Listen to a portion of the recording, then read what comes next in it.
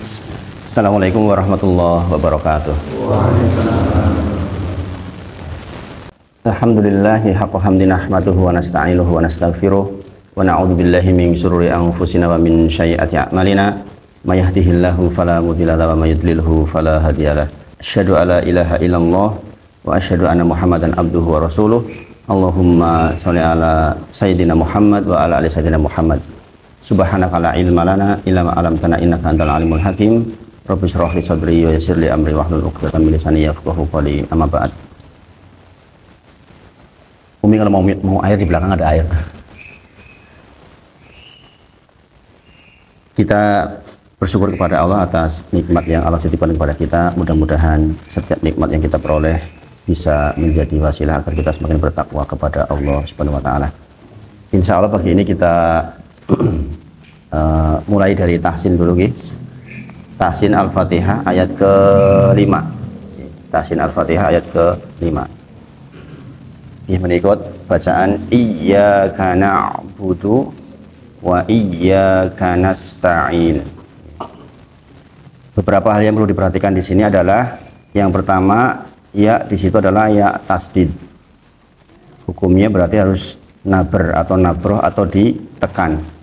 Nah, ini yang sering terjadi kesalahan di masyarakat tuh di sini nih. Banyak orang yang baca iyyaka na'budu wa iyyaka nasta'in. Nah, ini sebagaimana sudah kita bahas bahwa ini kekeliruan yang jali, kekeliruan yang besar,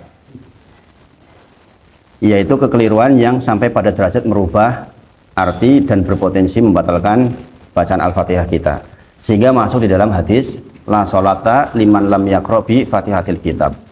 Tidak sah sholat seseorang yang tidak membaca suratul Fatihah. Tidak membaca di situ maksudnya diantaranya adalah kekeliruan yang jali, yaitu kekeliruan yang besar. Di sini salah satunya. Iyyaka na'budu wa iyyaka nasta'in. Nah, kemudian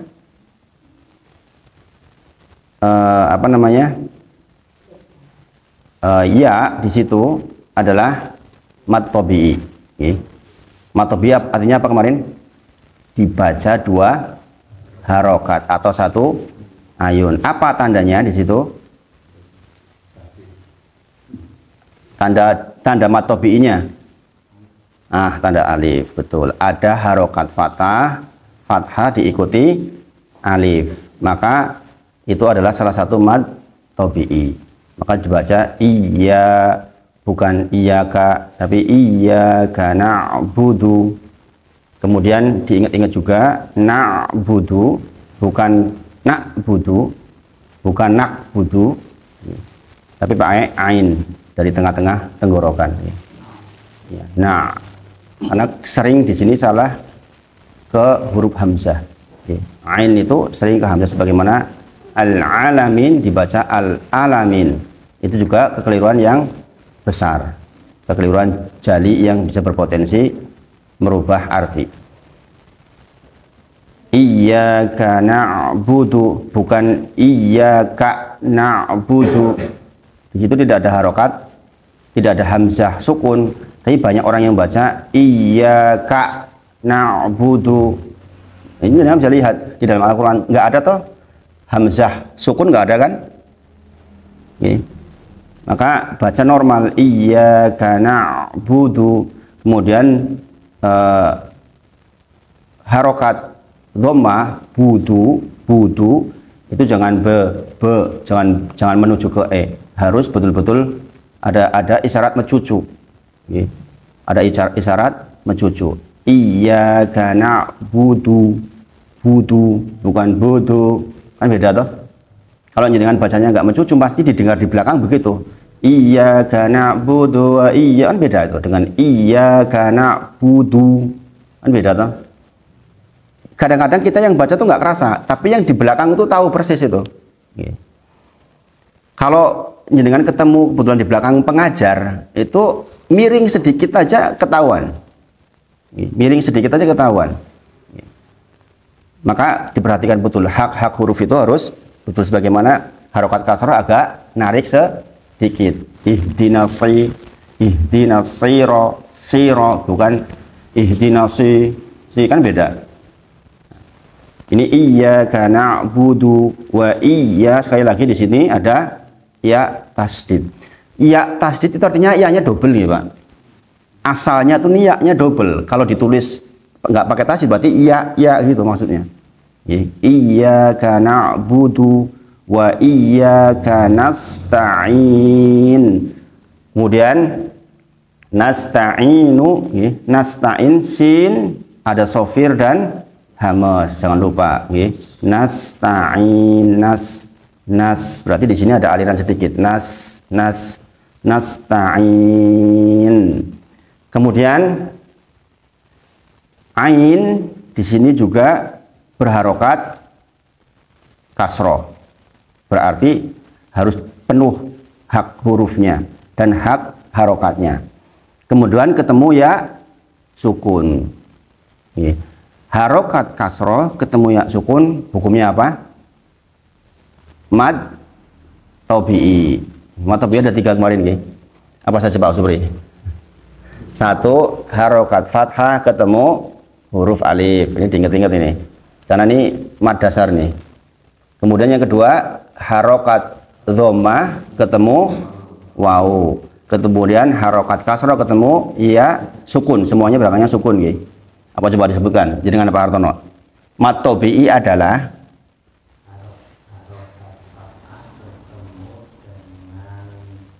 alif, sukun, ya, kasroh, ya sukun. Pak Tribudi coba. Mad tabi'i adalah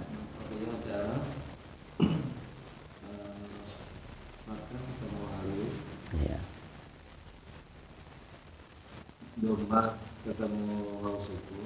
Ya. Aslah ketemu ya sukun. Jadi itu namanya mad dasar, mad asli atau disebut dengan istilah mad tabi'i. Nah di sini ada nasta'in. Nah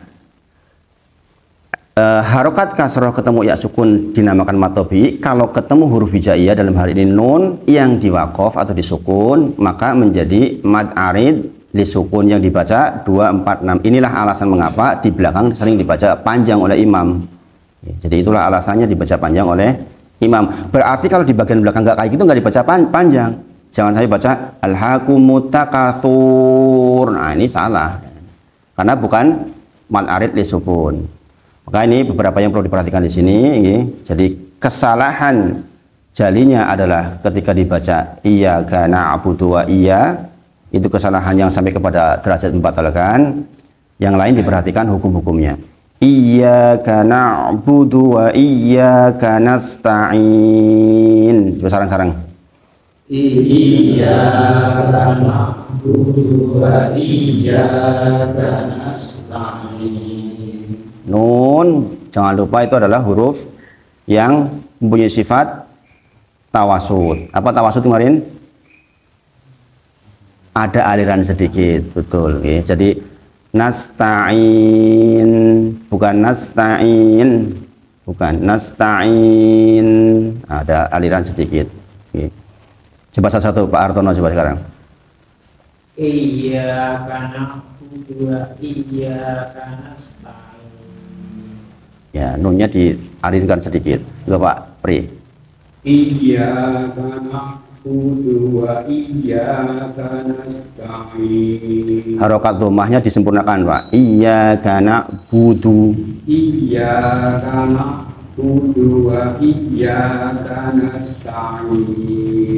Mas Wawan. Iyyaka na'budu wa iyyaka nasta'in. Mas Denny. Iyyaka na'budu wa iyyaka nasta'in. Nah itu ya seperti itu. Nanti yang lain bisa dibaca sendiri. Diingat-ingat bagian ini karena bagian terkait dengan kalimat tauhid. Inilah ayat yang berhubungan langsung dengan ucapan la ilaha illallah. Karena apa? Ini penyembahan. Kalau kita keliru membaca di sini berarti kita menyembah kepada selain Allah. Padahal tujuan Rasul diutus dalam rangka apa? Agar kita menyembah kepada Allah saja.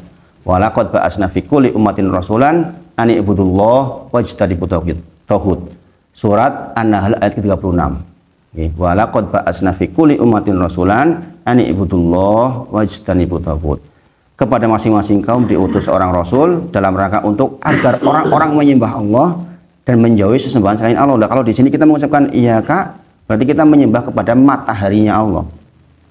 Nah, ini penting sekali, makanya di ayat yang kelima ini tolong diperhatikan sungguh-sungguh. Nah, itu tahsin hari ini insya Allah. Sekarang kita masuk ke tafsirnya, lanjutin yang surah Al-Ahzab ayat kedua. Kemarin sudah sampai ke ayat yang pertama, insya Allah. Masih diingat ayat pertama hikmahnya apa saja kemarin? Harus dibuka di rumah. Banyak sekali yang dibahas di ayat pertama. Di antaranya adalah tentang betapa buruknya orang yang menjadi awal perbuatan buruk.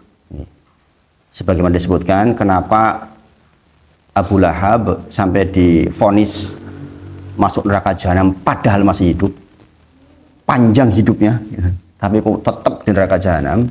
Karena apa? Karena kejahatan Abu Lahab adalah kejahatan yang kali-kali pertama kepada Rasulullah SAW.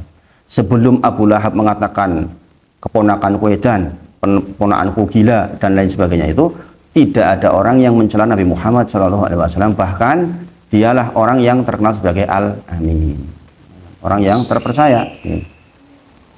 Nah, maka kita juga hati-hati di zaman sekarang. Kalau ada dai yang jenengan nilai ini orang lurus betul, mungkin miskin dia, mungkin nggak punya kedudukan, tapi kalimat-kalimatnya kalimat-kalimat yang lurus, itu jangan sampai jenengan termasuk orang yang ikut mencela-cela dia. Itu bahaya, itu bahaya. Meskipun sekarang banyak ulama su, ya, banyak ulama-ulama yang buruk, tetapi kan kalimat-kalimatnya orang yang lurus insya Allah terlihat. Orang yang ikhlas dalam menjalankan peran sebagai dai itu tetap terlihat. Bagi orang-orang yang sudah mendekat kepada Allah, tetap akan terasa itu. Ada orang-orang yang lurus dan tidak lurus itu tetap terlihat.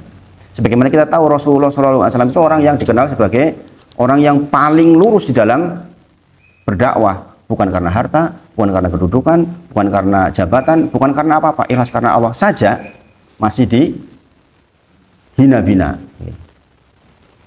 Saya insya Allah nggak sampai dikatakan orang gila, insya Allah. Rasulullah dikatakan orang gila loh, bayangin, majnun. Seburuk-buruknya tantangan ke saya nggak sampai wahid ki wong edan, itu enggak, insya Allah. Enggak. Jadi kalau Rasulullah saja mengalami itu, apalagi sekedar kita, gitu. Tapi bukan berarti kemudian kita berhenti menyampaikan, gitu. Karena itu juga menjadi salah satu syarat keberuntungan di dalam surah Al-Asr. Bagaimana kita sudah bahas di awal dulu, bahwa di antara tugas kita adalah menyampaikan walaupun satu ayat, gitu, sekemampuan kita. Gitu. Tentu saja kita menjadi contoh dulu lebih baik.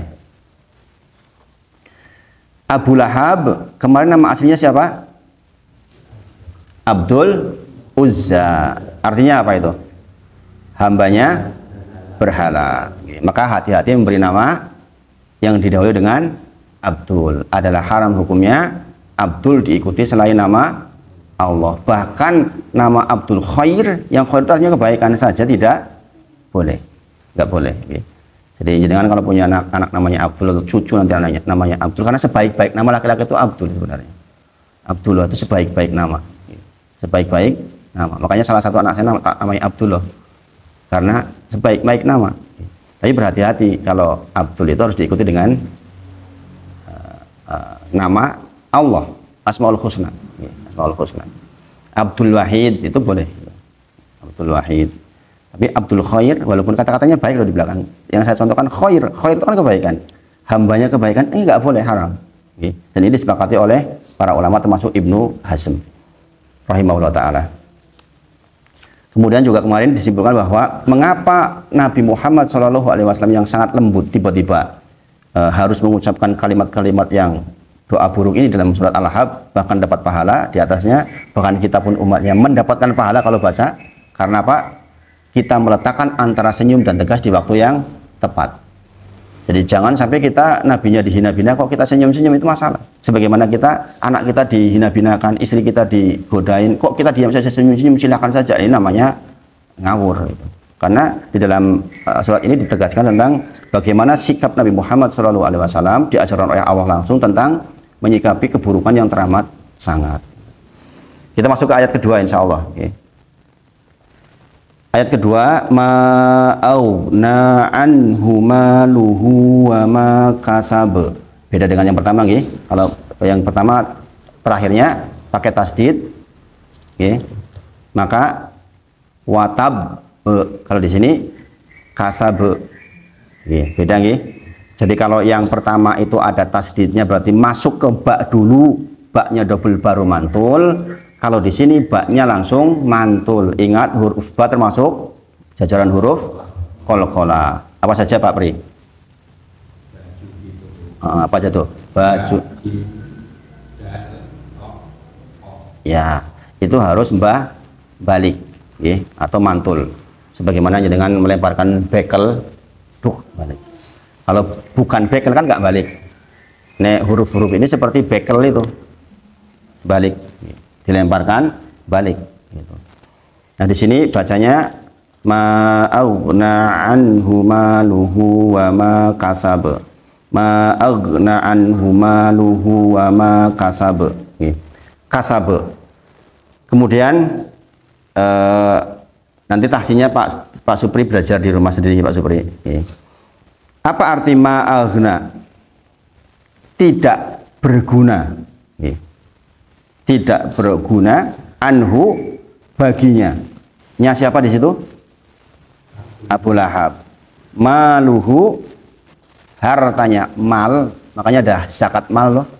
Zakat mal. Di sini katakan maluhu harta bendanya. Dan kasab. Kasab itu apa yang dia usahakan. Dalam hal ini maksud kasab adalah anaknya. Makanya kemarin di akhir saya singgung bahwa kita akan belajar keluarganya Abu Lahab. Kalau jenengan sekarang lihat di YouTube itu, YouTube-nya siapa namanya itu yang orang Jawa Barat, Alman Mulyana apa ya? Itu sering tuh nyoting kuburannya Abu Lahab itu. Jenengan sekali-kali lihat itu. Kuburan yang enggak dirawat, kuburannya kayak jelek. Pokoknya jelek banget lah. Sampai tumbuhan nggak mau tumbuh di situ. Sampai sekarang masih ada kan kuburannya.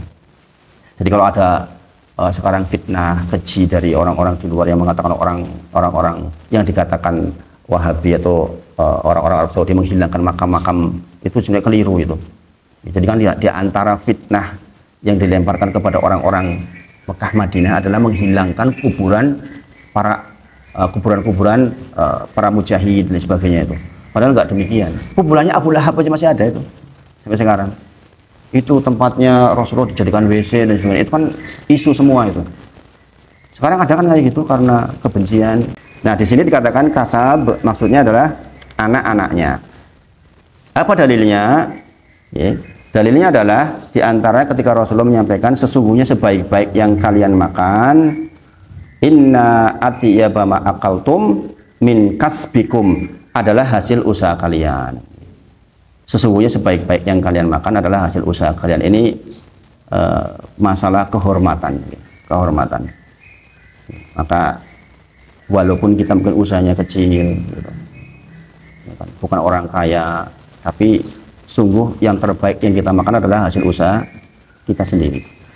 Ini Rasulullah yang menyampaikan. Dan sesungguhnya anak-anak kalian, katanya, wa inna auladakum, dan sesungguhnya anak-anak kalian min kasbikum, adalah dari usaha kalian. Inilah mengapa kasab disebutkan sebagai anak maksudnya.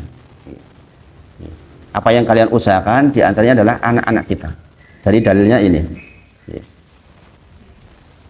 Nah, Abu Lahab mengatakan, ingkana, sekiranya, ma yaqulu bunu akhihi haqq, teko, seandainya apa yang dikatakan oleh keponakanku itu tuh loh benar, si Muhammad itu, kata dia, benar, berarti saya masuk neraka, berarti saya dibakar dengan api yang menyala-nyala. Maka dia mengatakan, fa inni, maka sesungguhnya aku afti, akan membebaskan atau menebus diriku, nafsi, fa inni afti nafsi, maka saya akan membebaskan diriku, bimali wa waladi, dengan hartaku dan dengan anak-anakku. Zaman sekarang ada loh Pak, orang-orang yang merasa bahwa dengan hartanya dia bisa membeli segala sesuatu, dan kenyataannya di dunia bisa terjadi itu, ya enggak? Orang mau dihukum 20 tahun punya uang jadi setahun, atau enggak? Saya pernah dulu ketika jadi motivator, kan bertemunya dengan orang-orang begitu itu, orang-orang yang mobilnya mahal-mahal, entah mobilnya itu benar atau tidak, yang pasti yang dipampang itu kan yang bagus-bagus, sampai mengatakan, sampai kita tuh dicuci otaknya. Jangan, makanya kalau jenengan hidup di tengah orang-orang yang programnya dunia tok, jenengan akan tercuci otaknya. Contoh cuci otak seperti ini. Tetap saja harta itu yang pertama, dan harta bisa merubah segala sesuatu. Buktinya, keponakan saya tabrakan, ponakan saya kaya, kemudian temannya tabrakan, temannya miskin. Yang hidup yang kaya ini, kenapa? Begitu tabrakan ketahuan anak orang kaya, dibawa ke rumah sakit yang terbaik, dilayani. Sementara ini masuk ke UGD saja, ini yang punya siapa nih? Nggak punya harta siapa-siapa, ini nggak ditolongin, mati dia. Bayangin, cuci otaknya kayak gitu loh, iya nggak? Dan itu kan benar toh? Bayangin, benar nggak kayak gitu? Ya, faktanya kan benar, bayangin. Mengerikan itu kalau kita, makanya kalau dengan bergaulnya sama orang yang dunia tok, nanti otomatis kita tuh akan kecuci otak kita seperti itu. Subhanallah, itu nggak benar, itu nggak benar. Begitu mudah bagi Allah untuk membalik keadaan orang yang terlihat di dunia mungkin biasa-biasa saja, tapi karena lingkungan kita terus-terusan begitu, itu mengerikan. Saya dulu kebetulan bergaul di tengah-tengah lingkungan seperti itu, saya masih ingat namanya, orang-orangnya itu. Saya belakangan setelah belajar itu saya cuma tertawa aja melihat orang itu. Subhanallah, dulu kok kayak gitu. Itu fase-fase yang dilewati. Jadi dikatakan Abu Lahab dengan pedenya mengatakan, seandainya benar yang dikatakan oleh keponakanku itu benar, maka saya masuk neraka, maka saya akan tebus diri saya dengan harta saya yang banyak dan anak-anak yang banyak. Bayangin, anaknya Abu Lahab itu nikah dengan anaknya Rasulullah itu 2 loh. Jadi Abu Lahab itu besannya Nabi Muhammad SAW. Besan loh, subhanallah. Ngeri kan? Dia merasa, walah mau kasih ngomong apa. Dan sekarang banyak yang seperti itu. Kasus terakhir yang pemukulan itu, ya kan, divonis berapa, 3 tahun ya. Itu kalau aturannya divonis berapa tahun itu. Tahu kok yang mukul itu, yang mukuli anaknya petinggi Banser apa ya, itu Mario Dendi itu, MD. Ya kan, duitnya banyak. Kalau jenengan yang kena Mas Wawan bumbuan ya 20 tahun. Enggak, Mas Wawan juga punya. Saya punya kok Pak Ustadz, saya punya rumah itu. Kenyataannya di dunia begitu. Nah, di sini dikatakan ma'aghna'an humaluhu wa ma kasab. Enggak berguna harta kalian, enggak berguna apa yang diusahakan. Nah, bagaimana agar harta dan anak-anak bermanfaat? Kita tahu rumusnya. Jadikan itu amal soleh. Jadikan itu amal soleh. Maka kalau ditanya segala sesuatu yang nempel di kita bermanfaat jika apa? Jikalau itu masuk dalam kategori amal soleh. Kita tahu dulu waktu kita belajar tentang ibadah, kemarin saya buat video pendek itu, ibadah adalah apa? Ismun jami'un likuli ma yuhibbullahu wa yardo minal aqwal wal af'al ad-dhahira wa batinah. Kalau ditanya ibadah itu apa? Ya kan, ditanya tujuan hidup apa? Ibadah, ya kan? Wa ma khalaqtul jinna wal insa illa liya'budun. Tidaklah kalian jin dan manusia diciptakan kecuali untuk beribadah. Apa itu ibadah? Ismun jami'un, sebuah kata. Likulli ma yuhibbullahu wa yardo, yang menyebut segala sesuatu yang Allah cinta dan Allah ridho. Minal aqwal wal af'al, dari perkataan dan perbuatan. Ad-dhahira wa batinah, yang dohir, yang lahir maupun yang batin. Itu ibadah. Jadi kalau kita melakukan perbuatan apapun bentuknya, entah melihat, mendengar, berbuat dengan tangan, melangkahkan kaki, tidak masuk kategori ini, bukan ibadah. Jadi pastikan kita ukur ini Allah cinta dan ridho enggak, Allah suka enggak, itu loh. Saya berpikir tentang segala sesuatu, pemikiran saya kira-kira Allah cinta dan ridho enggak. Kalau enggak, berarti kita itu enggak di real tujuan penciptaan kita. Tujuan kita diciptakan beribadah. Kan? Kalau kita keluar dari ini, berarti kita di sini. Nek pas ning kene mati itu loh yang bahaya. Makanya Abu Bakar radhiyallahu anhu menyampaikan, tidak penting saya mati di mana dan kapan, yang penting ketika saya mati saya di rel ini. Saya di rel ibadah itu. Bayangin orang lagi berzina, pasti nggak dicintai oleh Allah kan? Mati. Ya, itu yang namanya suul khotimah. Orang lagi bersaksi palsu. Bentar lagi pemilu, hati-hati. Jangan saksi palsu. Bersaksi palsu, mati. Itu berarti dia nggak di sini. Oh, ngeri kan? Makanya kita bermohon kepada Allah, wa min ta'atik ma tubalihu nabihi jannatak. Ya Allah, saya mohon kepada Engkau ketaatan yang dengan ketaatan itu saya mudah masuk surga. Logik, karena kita di sini. Kalau di sini insya Allah surga ini. Tapi kan banyak orang yang kepleset di sini mati, itu loh yang mengerikan. Kalau lagi di sini balik lagi di sini mati, insya Allah sulh khotimah. Tapi kalau pas lagi keluar, ya kan? Ada orang mengatakan dengan kekayaannya, mumpung di Australia dirayu sama wanita cantik, aduh soko keluarga, ora apa lah, engko bar kuwi tobat. Yo nek pas ora koyo pas mati. Ya enggak? Ada orang yang merasa aman dengan seperti itu, subhanallah. Subhanallah. Ora apa lah nonton sing elek lagi dhewean kok nahin orang sing nonton, aduh itu. Pas koyo ngono mati piye coba? Subhanallah. Orang itu akan mati dengan hobinya loh, dengan kebiasaannya. Kalau kebiasaannya nonton film jelek, nanti matinya pas nonton film jelek. Dan itu berulang kali terjadi kan. Ada orang kan mati, mohon maaf, orang meninggal di atas tubuh perempuan, ada nggak? Ada. Itu kalau ditarik ke belakang mengerikan, itu mesti perbuatannya memang suka banget yang begituan itu. Jadi apa yang menjadi kebiasaan kita, itulah yang akan menjadi penutup kehidupan kita. Subhanallah. Nah maka sekali lagi, segala sesuatu yang nempel di diri kita akan bernilai jikalau menjadi amal soleh. Dalilnya adalah Quran surah Al-Kahfi ayat ke-110. Yaitu faman kana yarju liqa rabbih falyamal amalan sholiha, bahwa seseorang ingin bertemu dengan Allah maka dia harus beramal soleh. Ya kan? Amal soleh, segala sesuatu yang nempel di kita pokoknya harus jadi amal soleh. Dulu saya pernah membahas tentang masalah bagaimana sebuah niat bisa merubah apa yang kecil menjadi besar. Kita pernah bahas setelah libur kita bahas tentang itu, yaitu tentang niat, betapa pentingnya sebuah niat. Yaitu an Ibni Abbasin radhiyallahu anhuma an Rasulullah sallallahu alaihi wasallam fi ma yarwihi an rabbih tabaraka wa taala. Ini yang kita dulu bahas qala innallaha katabal hasanata wasayyiati summa bayana dzalik. Sesungguhnya Allah mencatat seluruh kebaikan, kemudian keburukan dicatat semuanya. Faman hama bihasanatin falam yakmalha, barang siapa yang berniat untuk berbuat baik dan tidak dilakukan, katabahullahu wa indahu hasanatan kamilatan, maka dicatatkan satu kebaikan sempurna, dan seterusnya. Itu dulu yang kita pernah bahas. Nah itu diantaranya itu, bagaimana kita berbuat itu niatnya harus karena Allah, berniat untuk amal soleh maksudnya. Ya, ini jangan ingat-ingat lagi. Nah,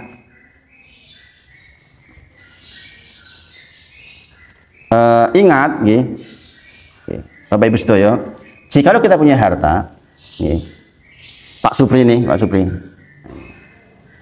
sudah mulai sepuh tuh Pak Supri. Infak sedekah itu akan memberikan manfaat kepada panjenengan dengan manfaat yang optimal ketika panjenengan sehat. Ketika panjenengan lagi cita-citanya harta itu loh Pak Supri. Kalau udah duitku gue kayak masjid, itu sudah berkurang nilainya. Paham Pak Supri?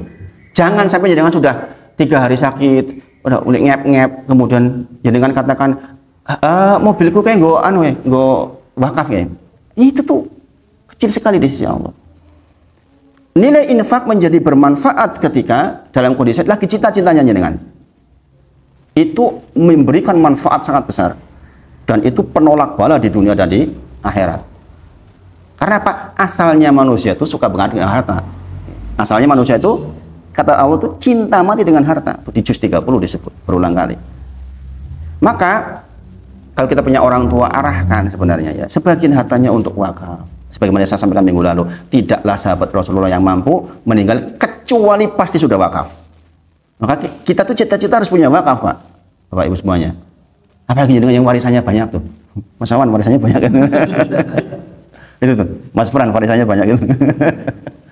Jangan sampai kita mati, kok kita nggak bawa manfaat untuk diri kita sendiri. Ya kita tuh ngasih warisan ke anak, iya. Tapi yang akan jadi hak jenengan di akhirat itu yang jenengan infakkan di jalan Allah. Ini orang-orang yang sudah paham betul beginian, ini ringan banget nih. Sebagaimana yang saya ceritakan ke jenengan ketika kasus Amar waktu tahun lalu itu. Satu orang kalau bisa ngasih hampir 10 juta. Dalam waktu hitungan menit saja. Nggak pakai berpikir panjang. Ini kan musimnya orang tua pada bingung daftar ulang ini. Amar aja naiknya banyak banget gitu. Terus Aziza juga naiknya lumayan nih. Inilah pentingnya bekerja sama gitu. Dulu saya hal-hal kayak gini nggak pernah kepikir loh. Ketika uangnya banyak kayak gitu kan nggak kepikir, lewat aja. Nggak tahu bahwa ada orang susah, nggak tahu. Nggak tahu dulu saya. Walaupun berulang kali saya dimintain Sabtu ditelepon oleh ibu. Selasa kudu sak meneh yo 13 juta yo. Iya. Dulu begitu. Adik saya dulu di UNY kadang-kadang ya telepon ya bilang sama istri, disiapin dana itu 13 juta untuk ini. Dulu saya berperan yang seperti itu. Ketika Allah balik perannya, saya jadi lebih sensitif. Oh, iya ya, bantuan untuk setidaknya kalau saya tidak bisa, minimal saya mengabarkan pada panjenengan bahwa banyak orang yang butuh gitu. Kalau kebetulan jenengan berkelebihan, lakukan itu karena yang bermanfaat buat jenengan itu yang akan jadi teman jenengan sama jenengan, iya yang itu. Jenengan pikir yang diwariskan akan bermanfaat? Enggak. Yang diwariskan itu milik anak panjenengan, sudah berubah kepemilikan. Gelem ora gelem walaupun jenengan nggak mau, tetap jatuh waris, tetap jatuh waris. Makanya jangan nunggu baru bis aku tak wakaf kabeh kayak gitu. Itu sudah manfaatnya sudah sangat. Bahkan kalau kita sudah hampir sampai tenggorokan juga bermanfaat. Kita menjadikan harta kita bermanfaat ketika lagi cinta-cintanya kita berinfak di jalan Allah Subhanahu wa taala. Dan bagi orang-orang yang sudah memahami ilmu ini sebenarnya ringan ya. Buktinya ada orang yang ngasih 6 miliar, 5 miliar ya, untuk sedekah karena paham. Justru bentuk cinta kita terhadap harta itu maksudnya ya. Masa sih dengan mengeluarkan harta akan bertambah harta? Allah yang sebutkan begitu, gimana kita mau protes ya. Mungkin hitung-hitungan kita kurang, tapi Allah lebih tahu bagaimana cara mengembalikannya. Tapi jangan itu yang diharap-harap gitu. Ada ustadz yang sekian jadi sekian itu. Wah, sekarang dihujat se-Indonesia Raya. Jangan begitu. Dalilnya tetap sampaikan, tapi jangan kita seperti itu, hitung-hitungan seperti itu. Ingat, harta kita yang sebenarnya itu adalah itu tadi. Ada pun yang kita tumpuk di rekening, di tanah sampai kita meninggal, itu milik ahli waris. Jenengan punya tanah seluas apapun milik ahli waris, bukan milik jenengan. Ya kalau ahli warisnya baik, ya kalau ahli warisnya soleh. Kalau enggak, habis seketika jenengan nggak dapat apa-apa malahan. Kalau ahli warisnya baik itu begini Pak Supri, saya tak mensedekahkan sebagian dari atau menginfakkan atau mewakafkan warisan dari bapak saya untuk yang ini inti untuk bapak saya pahalanya, itu ahli warisnya baik gitu. Nek ora, ya repot gitu.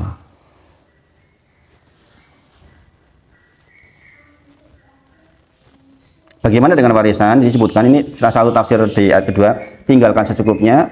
Ingat kita yang kerja, kita yang berjuang tulang, siang malam, anak dan istri kita masih melanjutkan kehidupan masing-masing, masih punya jatah rezeki.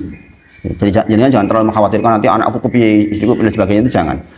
Bahwa meninggalkan anak istri dalam kondisi berkecukupan harta itu iya, itu diantara syariat. Tetapi kemudian menjadikan seluruh harta kita, kalau ini cerita orang hartanya banyak Pak Supri. Kalau hartanya nggak ada sih apa yang mau diwarisin. Ini cerita orang hartanya banyak ini. Kemudian kan ini kan hartanya pada banyak tuh ini. Amin. Itu begitu. Jangan bahwa jenenganlah yang bekerja keras, berangkat pagi pulang sore. Maka harus ada bagian yang jenengan bawa pulang dengan tangan panjenengan sendiri. Ma'aghna anhu maluhu wa ma kasab. Maka Bapak Ibu sedaya, ini diantara motivasi di ayat kedua ini, jikalau kita sudah punya niat baik, yaitu dalam hal ini bagaimana kita membawakan harta dan sebagainya itu, maka jangan ngundur perbuatan setan. Begitu kerentek langsung. Para ulama menyebutkan jikalau ada kerentek untuk berbuat baik langsung, jangan dijeda. Dijeda dijamin ras itu. Syarat sedekah ini. Barang muncul kebutuhanku iki ora situ.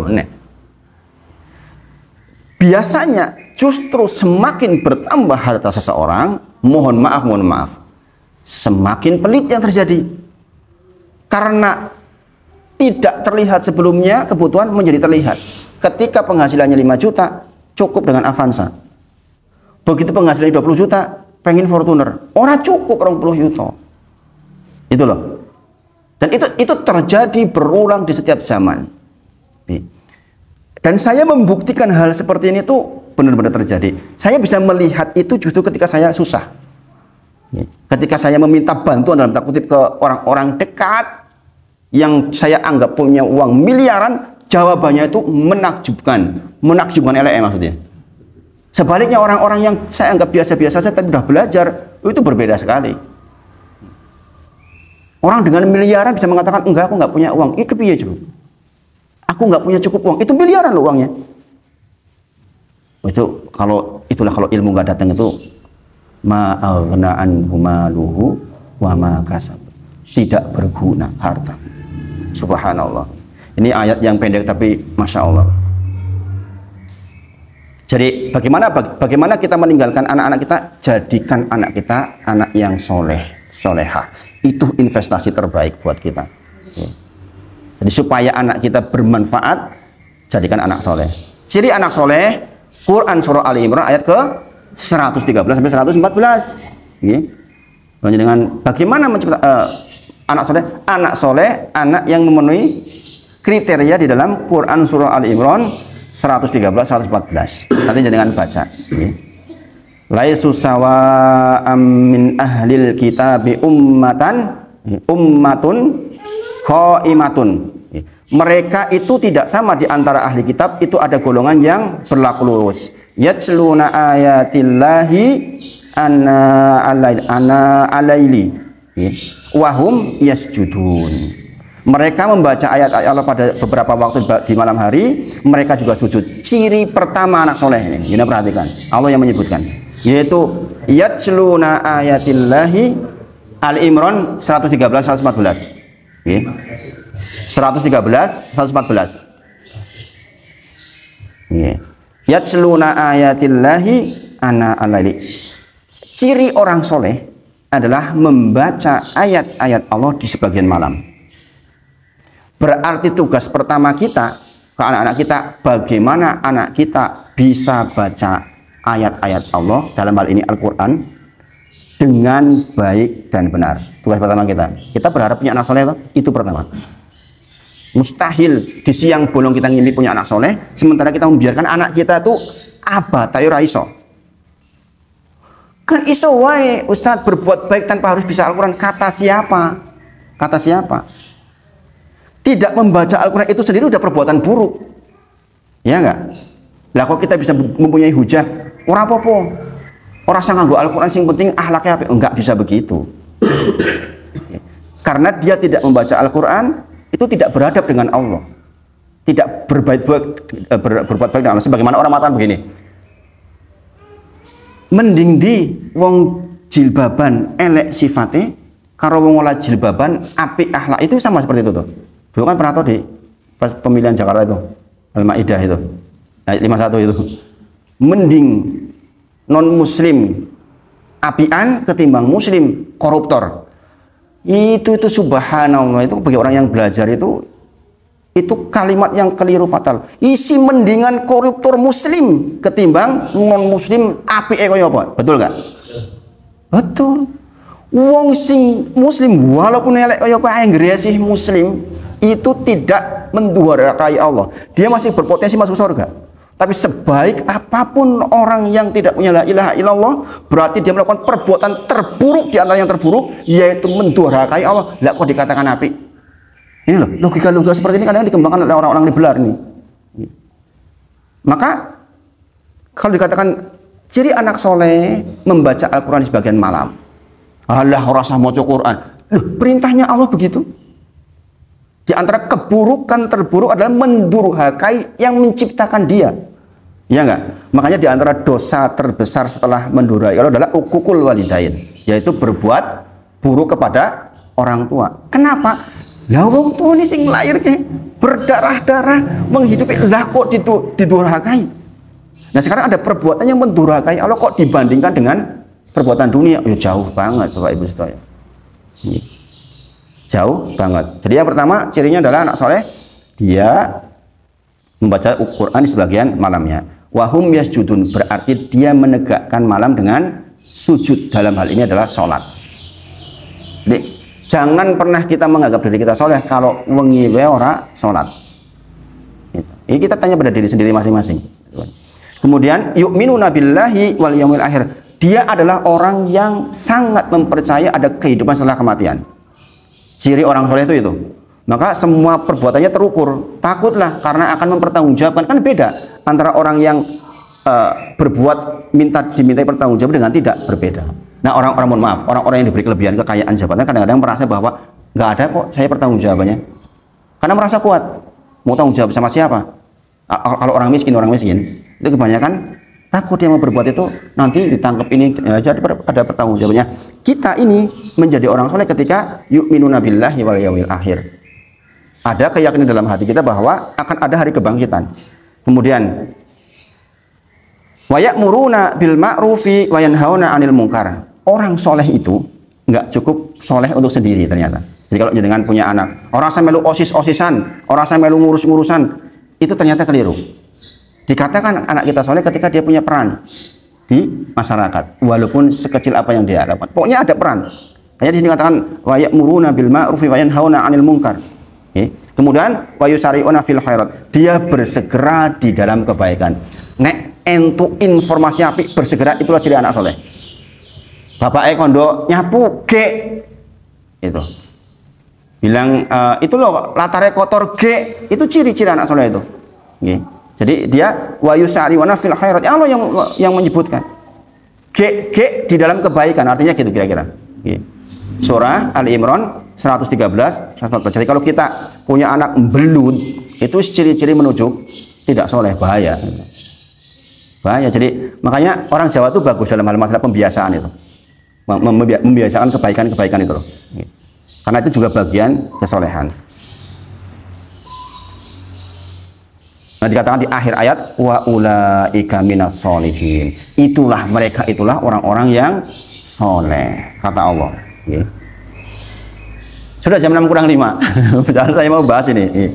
Ini saya segini dulu. Terakhir saya mau bahas tentang yang saya pesankan ke Mas Denny tentang apa namanya? Salah satu hadis arba'in. Nanti kita bahas detailnya minggu depan insya Allah. Jadi belum buka ini Mas, akhirnya Mas. Ada hadis. Ini terkait yang dengan videonya dengan share Mas Denny. Kemudian sama apa yang terjadi sekarang ini tentang fenomena Panji Gumilang, ya kan? Jadi kan udah lihat videonya belum? Sudah. Jangan terpengaruh nggak? Qala Rasulullah sallallahu alaihi wasallam fil Qur'anil Karim, gitu nggak? Berkata Nabi Muhammad di dalam Quran, berarti Quran kalamnya Muhammad sallallahu alaihi wasallam. Jangan dengar nggak itu? Nah itu. Khutbah Jumat itu. Kemudian mengatakan ngapain menjalankan agama pakai ahli fikih. Ahli fikih itu kan orang, kita nggak tahu siapa dia. Kenapa harus percaya sama dia? Kenapa hadis harus ada yang doif, ada yang sahih, ada yang mutafakun alaih? Bayangin, sumpahnya segitu loh. Ini kalau jenengan perhatikan kalimatnya, kalau jenengan nggak punya ilmu, ke bawah itu. Saya sebagai pembelajar saja melihat, wah ini bahayanya luar biasa nih. Makanya pengikutnya banyak nggak? Banyak banget. Bayangin di demo yang ngadangi oke banget loh itu. Ya enggak? Bahkan mohon maaf, sekelas orang-orang yang jabatannya tinggi-tinggi pun terbawa. Bagaimana orang awam itu? Kalau jangan melihat kalimat-kalimatnya dia itu bisa menyihir itu. Sehingga apa yang menjadi pakem yang sudah ada sebelumnya itu bisa berantakan itu. Bisa berantakan. Maka kita harus paham. Kita harus paham. Saya sebutkan satu dalil ini. Saya belum lihat seluruhnya Mas Denny tentang video. Mas Denny itu membagikan video yang cukup fenomenal tentang perubahan kiblat. Bahwa Ka'bah itu bukan kiblat kita loh. Itu kan ini kan apa namanya subhat yang mengerikan. Kalau kita lihat videonya detail, kita akan kok bener ya kalimat kok bener inilah namanya subhat. Ya kan? Sudah ada pakem dasar, ya. Tapi pakemnya ini kita belum tahu sempurna. Kemudian muncul ilmu baru yang seolah-olah dengan ilmu yang kita miliki sedikit ini kemudian terasa benar. Seperti kata-kata Panji Gumilang itu, kan koyok tuh bener, ya kan? Mengerikan itu. Maka Rasulullah sudah menyebutkan di dalam hadis Arba'in ke-6 ini penting jangan perhatikan, nanti jangan buka-buka hadis Arba'in ke-6. Inna sesungguhnya al-halala bayyinun. Kata Rasulullah, sungguh yang halal itu bayyinun, jelas. Kemudian wa inal haram, ada punya haram juga bayyinun, juga jelas. Wa bainahuma, dan di antara keduanya, di antara yang halal dengan yang haram itu umurun, urusan mustabihat, yang samar-samar. Ya, perhatikan nih awal kalimatnya. Ini yang menyampaikan ini adalah Abu Abdillah An-Nu'man bin Bashir. Umurnya ketika Rasulullah meninggal itu 9 tahun. Siapa? Nu'man bin Bashir itu ketika Rasulullah meninggal umurnya baru 9 tahun. Berarti ini hadis disampaikan diwakilkan oleh anak yang masih kecil.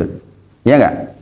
Dia kalimatnya di awal itu sami'tu Rasulullah sallallahu alaihi wasallam. Saya mendengar Nabi Muhammad sallallahu alaihi wasallam bersabda. Jangan perhatikan di kalimat ini. Anak kecil loh, di bawah 9 tahun sudah biasa mendengarkan Nabi Muhammad sallallahu alaihi wasallam. Jadi kalau kita ingin membentuk generasi soleh, dari kecil bawah 10 tahun sudah biasa dengar sami'tu. Saya mendengar bapak saya ngomong begini loh. Saya mendengar ini ngomong begini loh. Itulah mengapa Abdul saya ajak. Jadi kan tahu nggak? Kalau kita keliru, contoh istri saya nonton. Kemudian Abdul bisa ngomong begini. Ini kemarin sore juga ngomong begitu. Umi, kalau pengen berhasil itu bukan nonton, harusnya berdoa. Itu kata ayah kemarin. Iya coba itu, ya kan? Ini seperti ini nih, Nu'man bin Bashir ini. Sami'tu Rasulullah sallallahu alaihi wasallam. Kalau nonton tuh nggak sukses loh, Mi. Bayangin itu. Kita aja orang tuanya kaget. Tapi melihat hadis ini, iya benar. Membiasakan anak, mungkin jalan-jalan anak kita itu mungkin tidur, atau sering tidur kan? Tapi kenyataannya masuk itu, ya kan? Jangan lihat cuma tidur di situ habis masang tidur, tapi masuk itu di bawah sadar. Niat baik kita itu akan sampai tetap. Maka disini dikatakan sami'tu Rasulullah sallallahu alaihi wasallam. Saya mendengar Nabi Muhammad sallallahu alaihi wasallam berkata, inna halala bayyinun, sesungguhnya yang halal itu bayyin, jelas, wal haramu bayyin. Demikian juga yang haram juga bayyin, jelas. Wa bainahuma umurun mustabihat. Di antara keduanya ada urusan-urusan yang samar. Ini dikatakan begini. La ya'lamuhunna katsirun minan nas. Banyak orang yang tidak tahu yang samar itu. Di sini dikatakan katsirun, bukan aktsaru. Katsir menunjukkan berarti banyak. Kalau aksa itu kebanyakan manusia.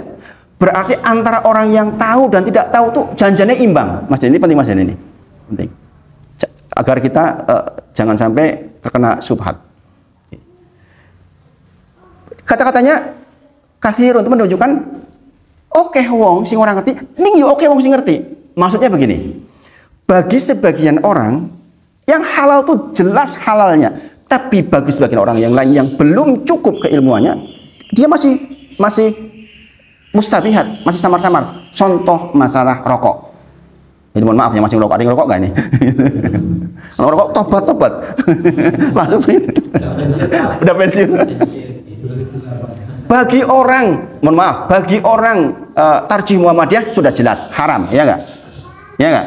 Bagi Al-Azhar sudah jelas fatwanya haram.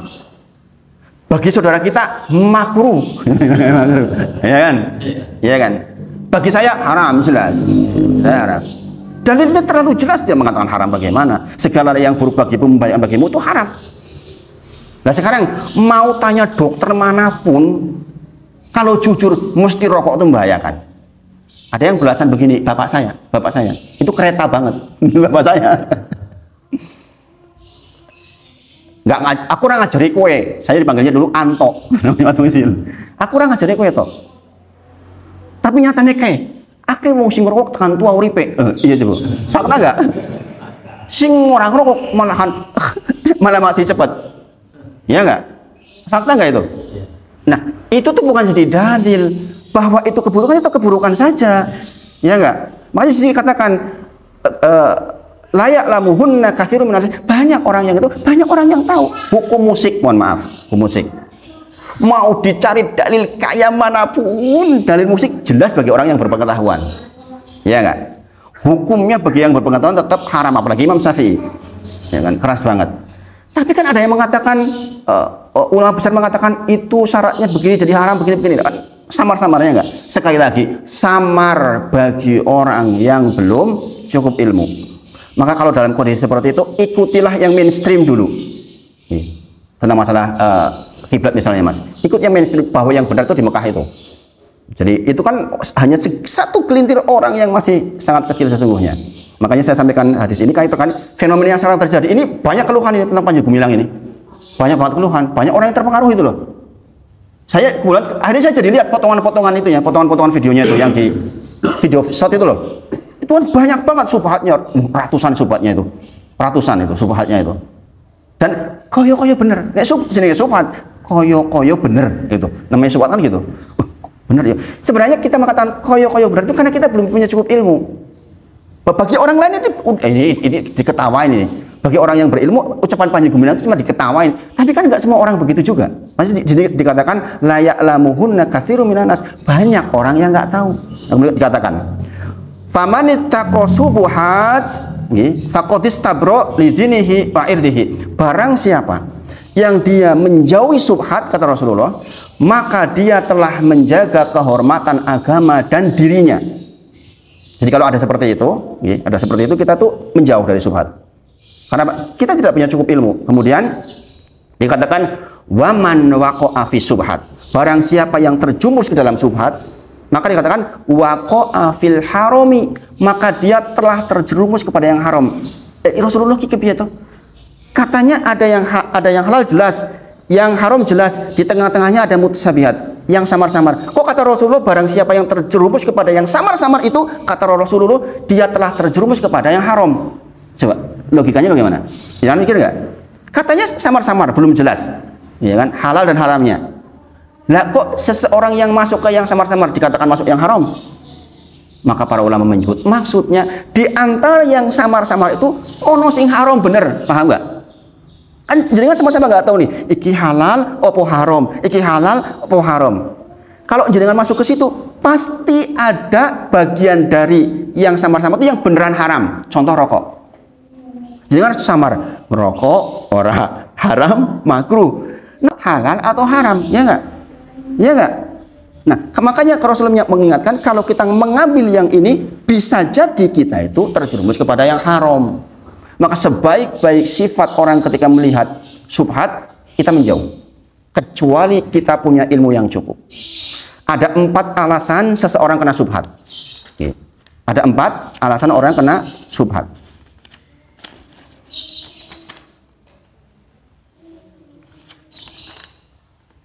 Ini jamnya sudah lewat banyak banget nih. Nih, saya kasih ini dulu. Ini pembahasannya panjang banget sebenarnya. Saya tulis ini 18 halaman ini, khusus membahas di sini. Yang pertama, orang masuk subhat, terjerumus dalam subhat tadi itu loh, subhat, karena kurangnya ilmu. Pembanding ilmunya belum cukup, sehingga ketika menakar ilmu ini, informasi baru, ininya kelengkapannya nggak cukup.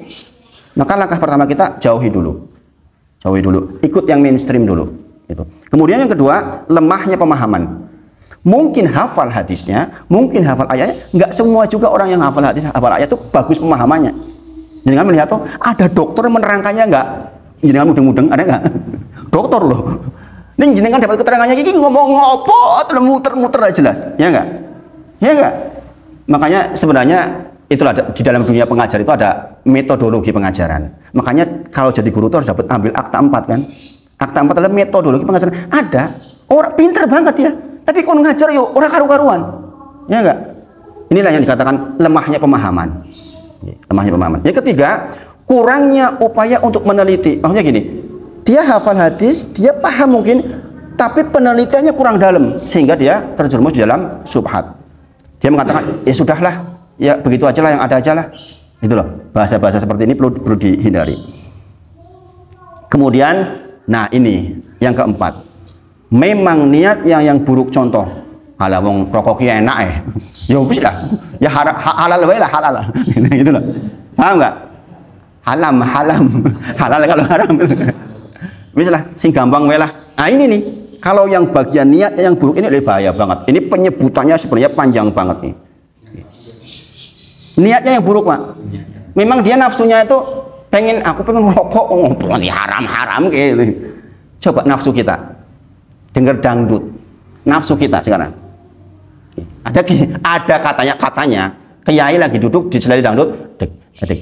Loh, ayo Pak Kiai ini ya seneng enggak? Iya enggak? Secara nafsu inna nafsa la amaratun bisu, Quran surah Yusuf. Dikatakan sesungguhnya nafsu itu memang la amaratun bisu, diajak kepada yang yang buruk-buruk. Jadi jangan mengatakan loh kayak enak loh dengan musik orang jadi masuk Islam loh, nggak bisa jadi dalil seperti itu.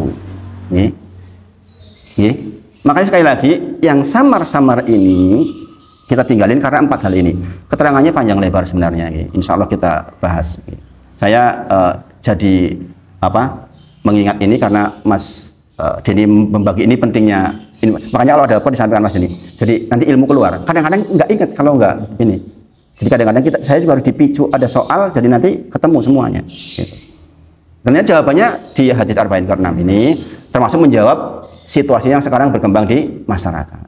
Mudah-mudahan bermanfaat. Kita tutup dengan kafaratul majlis. Subhanakallahumma wa bihamdika asyhadu an la ilaha illa anta astaghfiruka wa atubu ilaik. Wa akhiru da'wana alhamdulillahirabbil alamin. Assalamualaikum warahmatullahi wabarakatuh.